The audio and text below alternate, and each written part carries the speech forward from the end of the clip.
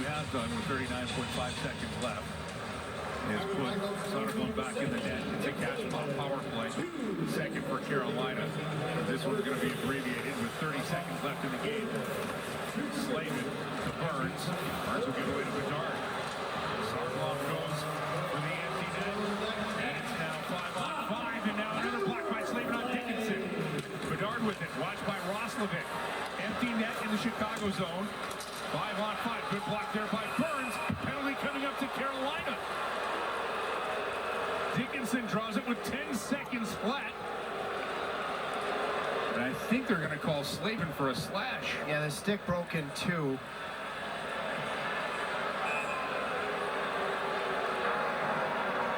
Carolina penalty number 74. 2-minute minor slashing. Stick broken. Let's take a look at Jacob Slavin. Below the hands.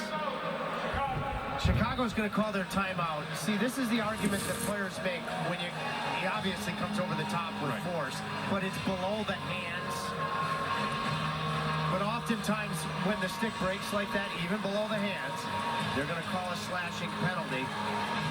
I know the players would love to see it get away from the stick breaking being such a central determinant. We move on here, and with Chicago calling their timeout, I think it's a break for Carolina too. It's going to be their tougher face-off side. Jordan Staal has been so timely on his tougher face-off side in critical situations like this. If you can come up with face-off possession, he might need some help. It's a 5-on-4 with the empty net for the Chicago Blackhawks.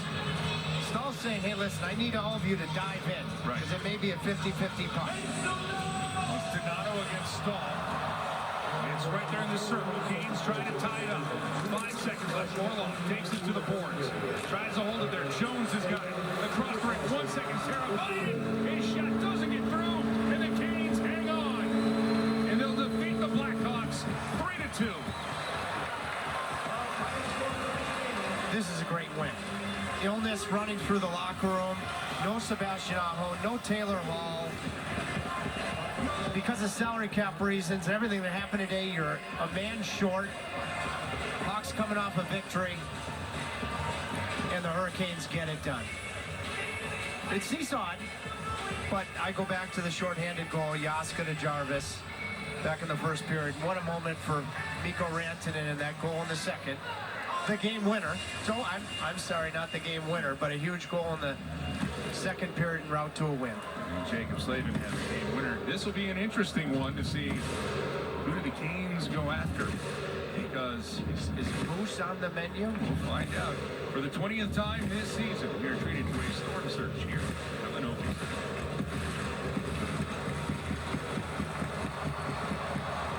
Oh, Freddie, how can I make? I'm asleep.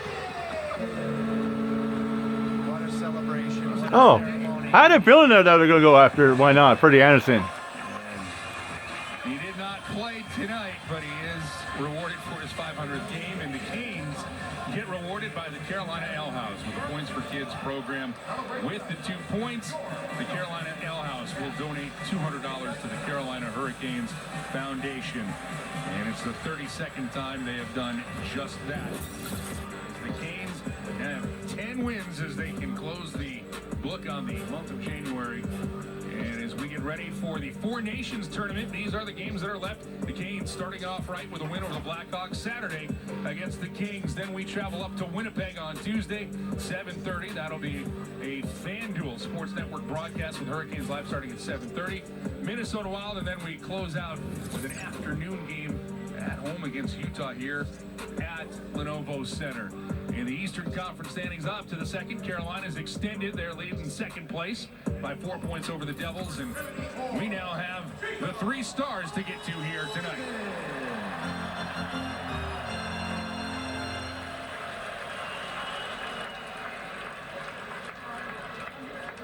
The second star of the game from the Carolina Hurricanes with 2 assists tonight, number 54, Juha Jaska.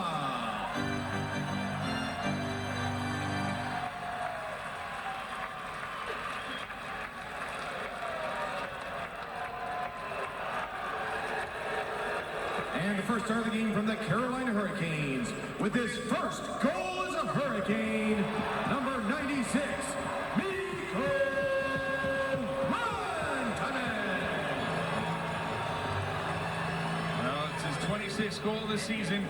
First with Carolina, and the first star. We'll talk it over with Hannah Yates. Mikko, your first game on home ice here at Lenovo Center. How would you describe your first impressions of Raleigh? Yeah, all I can say is it's so much better to be on the home side here, because it's been 10 years on the away side. It's been very tough place to play at. So hopefully we can get the home thing going on, and the fans are obviously helping a lot.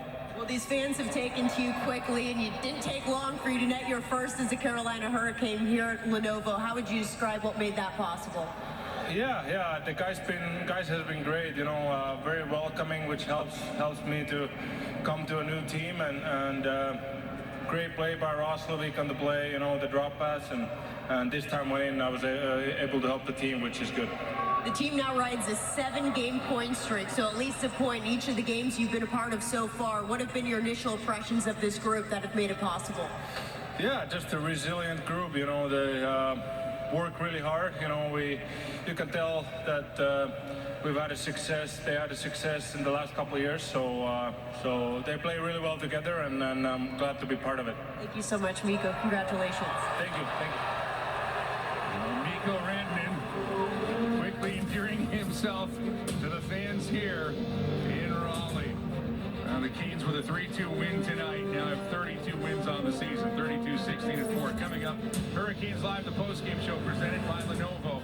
We'll hear from Rod Brindamore. There'll be highlights, there'll be stats. Shane Willis, Trip Tracy's analysis, and we look ahead to the next game against the Kings on Saturday. But the Canes close the month of January with their 10th win in the frame with a 3-2 win over Chicago.